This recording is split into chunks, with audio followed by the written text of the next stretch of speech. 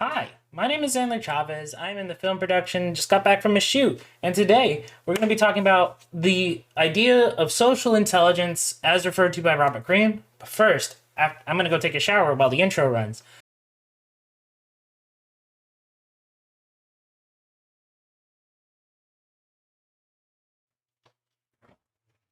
Uh, whoop, whoa, whoop.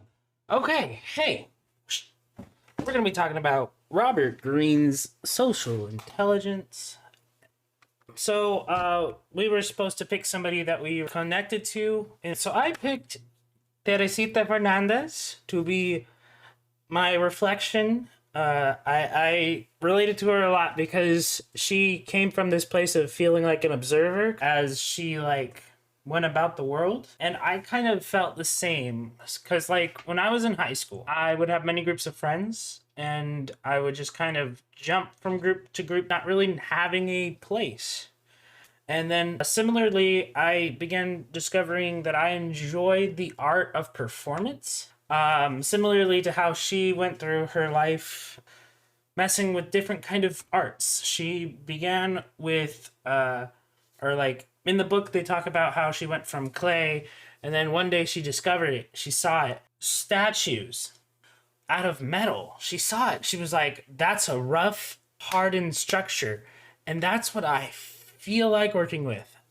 Just like her, similarly, I searched many types of arts in my years at university, and starting with from theater to all the way to where I am now with film. And even within the world of film, I was still like, what's my niche in film? And now I'm trying to explore myself and get into what that is. And similarly, we had our first works, but with her, hers was way bigger, and I want to eventually feel like she does in this moment in her life. A big major piece of art that just makes her feel like she belongs.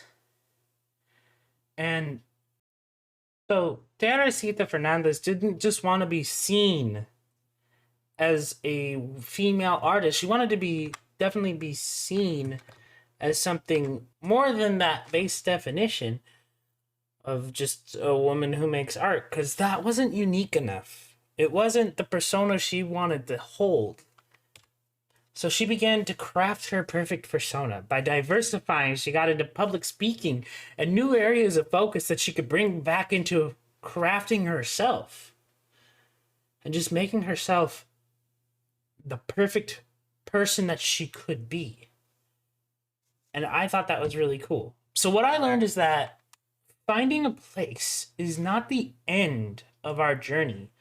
We have to continue to strive forward, to be unique, and to create ourselves into the person that we want. No. The person we need to be. And that's the first step on the long road to mastery. Robert Greene brings up some other stuff in this chapter. He brought up these ideas of the deadly realities, which are kind of like traps. They're traps that people fall into during their striving for mastery. The first one that I relate to myself is laziness. I have a hard time motivating myself to do projects that I'm not interested in. And it has nothing to do with length. It has nothing to do with how difficult I think the project is. If my heart and my soul is not in a project, stop.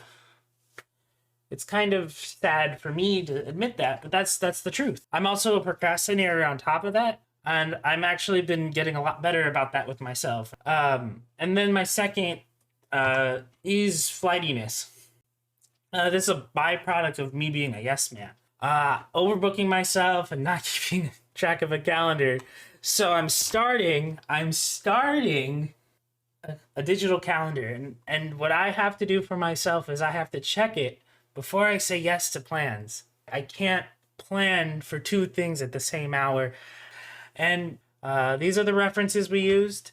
The first two are from the images, and the last one is the book.